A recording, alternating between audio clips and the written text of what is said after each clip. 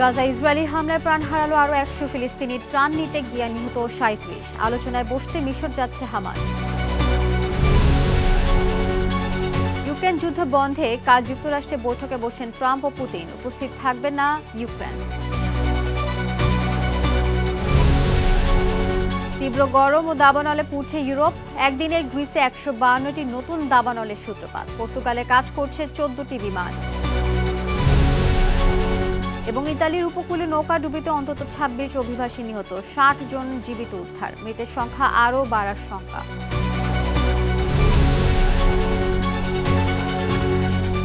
বিশ্বজুড়ে ঘটে যাওয়া দিনের গুরুত্বপূর্ণ ঘটনা বলে নিয়ে আরটিভির নিয়মিত আয়োজন সারাদিনের বিশ্ব। আপনাদের সঙ্গে রয়েছি আমি আফসানা সুরাইয়া। অবরুদ্ধ গাজা উপত্যকায় চলমান ইসরায়েলি হামলায় প্রাণ হারালো আরও ১০০ ফিলিস্তিনি, আহত হয়েছে ১১৩ জন। বুধবার সকাল থেকে ইসরায়েলি হামলায় এসব হতাহতের ঘটনা ঘটে। নিহতদের মধ্যে ত্রাণ নিতে গিয়ে প্রাণ হারান ৩৭ জন। এছাড়া অপুষ্টিতে মারা গেছে ৩ শিশুসহ ৮ জন। এদিকে আবারও আলোচনায় বসতে মিশরে যাচ্ছে হামাসের প্রতিনিধি দল। সামদানি প্রত্যয় রিপোর্টে বিস্তারিত। গাজার ১/৩ দখলের পরও থেমে নেই ইসরায়েল। একদিকে ক্রমাগত সামরিক অভিযান, অন্যদিকে তীব্র খাদ্য সংকটে মৃত্যুপুরী হয়ে উঠেছে গোটা উপত্যকা।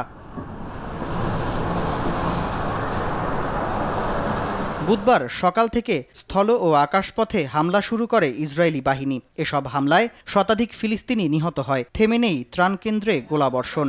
এদিনও ত্রাণ নিতে গিয়ে প্রাণ হারিয়েছে অন্তত ৩৭ ফিলিস্তিনি।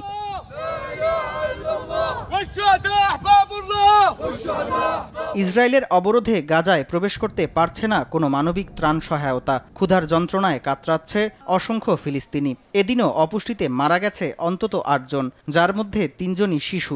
এ নিয়ে উপত্যকাটিতে অপুষ্টিতে প্রাণ হারালো মোট ২৩৫ জন।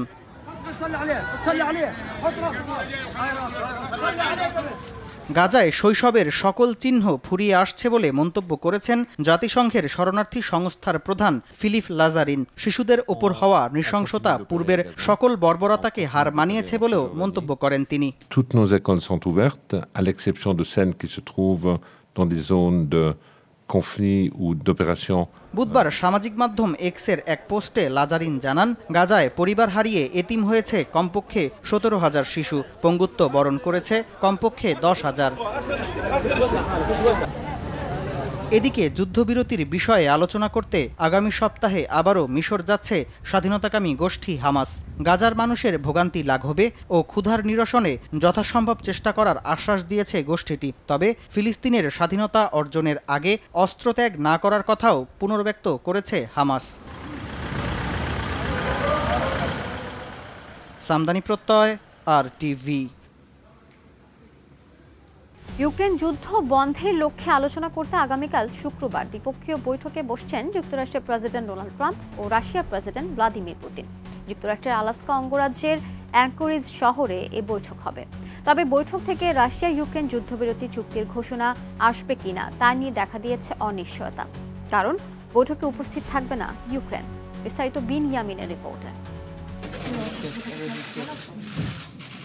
নানা তর্ক বিতর্কের পর ইউক্রেন যুদ্ধের ভবিষ্যৎ নির্ধারণে আলোচনায় বসতে যাচ্ছেন মার্কিন প্রেসিডেন্ট ডোনাল্ড ট্রাম্প এবং রুশ প্রেসিডেন্ট ভ্লাদিমির পুতিন। অ্যালাস্কার অ্যাঙ্করিজ শহরের একটি সামরিক ঘাঁটিতে একান্ত বৈঠকে বসবেন এই দুই নেতা। এ সময় তারা দুজন ছাড়া সেখানে আর কেউ উপস্থিত থাকতে পারবে না বলে জানিয়েছে সংবাদ মাধ্যম সিএনএন।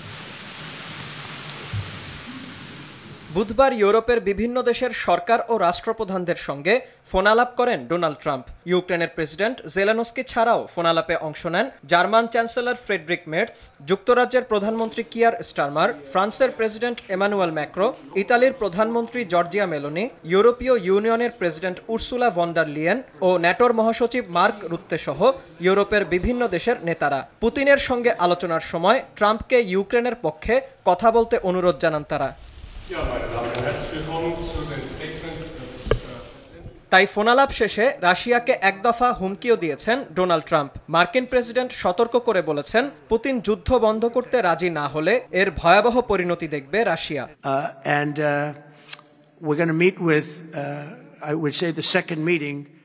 আমি পুতিনকে ভালো মনে করেছিলাম, কিন্তু পুতিন আসলে ভালো না। সে যদি এবার বেশি বাড়াবাড়ি করে আর আমার কথা না শোনে, তাহলে ভয়াবহ নিষেধাজ্ঞার মুখোমুখি হবে Moscow. President Putin and President Zelensky. তবে শুক্রবারের বৈঠকেই যুদ্ধবন্ধের চুক্তি চূড়ান্ত হবে কিনা এ নিয়ে সংশয় রয়েছে। মঙ্গলবার হোয়াইট হাউসের প্রেস সেক্রেটারি ক্যারোলিন লেভিট জানান, ইউক্রেন যুদ্ধবন্ধে রাশিয়ার অবস্থান সম্পর্কে স্পষ্ট ধারণা পেতে বৈঠকটিতে যোগ দিবেন প্রেসিডেন্ট ট্রাম্প। এর আগে ইউক্রেন যুদ্ধ শেষ করতে দুই পক্ষকেই ছাড় দিতে বলেন ডোনাল্ড ট্রাম্প। ইউক্রেন কিছু ভূখণ্ড ছেড়ে দিলে আর রাশিয়াও কিছু অঞ্চল দখলমুক্ত করে দিলে 3.5 বছরের এই যুদ্ধের সমাপ্তি টানা সম্ভব বলে জানান তিনি।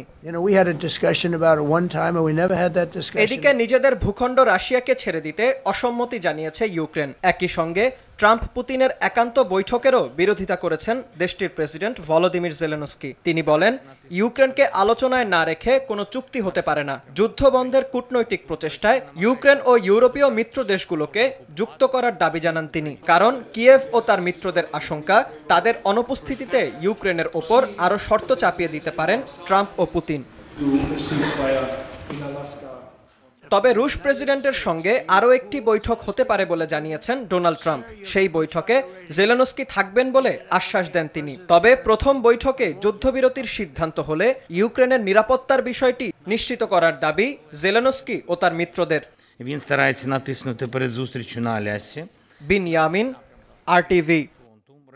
তীব্র গরম ও দাবানলে পুড়ছে ইউরোপের দক্ষিণাঞ্চলের একাধিক স্থানে দাবানল ছড়িয়ে পড়েছে। বুধবার একদিনে গ্রিসে 152টি নতুন দাবানলের সূত্রপাত ঘটে। এতে প্রায় 4000 মানুষকে নিরাপদ স্থানে সরিয়ে নিতে হয়েছে। স্পেন, আলবেনিয়া ও তুরস্কে দাবানলে নিহত হয়েছে 3 জন। পর্তুগালে 3টি দাবানল নেভাতে 2 দিন ধরে 14টি বিমান কাজ করে যাচ্ছে। দাবানলে চলছে মন্টিনেগ্রো সহ আরও কয়েকটি দেশ। এদিকে বেড়েই চলছে তাপপ্রবাহ। ফ্রান্স, স্লোভেনিয়া ও গ্রিসে গেল কয়েক দশকের সর্বোচ্চ তাপমাত্রা রেকর্ড করা হয়েছে। ইতালিতে তীব্র গরমে হিটস্ট্রোক করে মারা গেছে একজন। রোম, মিলান ও ফ্লোরেন্স সহ 10 শহরে জারি করা হয়েছে রেড অ্যালার্ট। লন্ডনের মতো শীতল শহরের তাপমাত্রা পৌঁছেছে 33 ডিগ্রি সেলসিয়াসে। জলবায়ু পরিবর্তনের কারণে ভূমধ্যসাগরীয় অঞ্চল আরও উষ্ণ ও শুষ্ক হচ্ছে, যা দীর্ঘস্থায়ী ও তীব্র দাবানল মৌসুম তৈরি করছে বলে মনে করছেন বিশেষজ্ঞরা।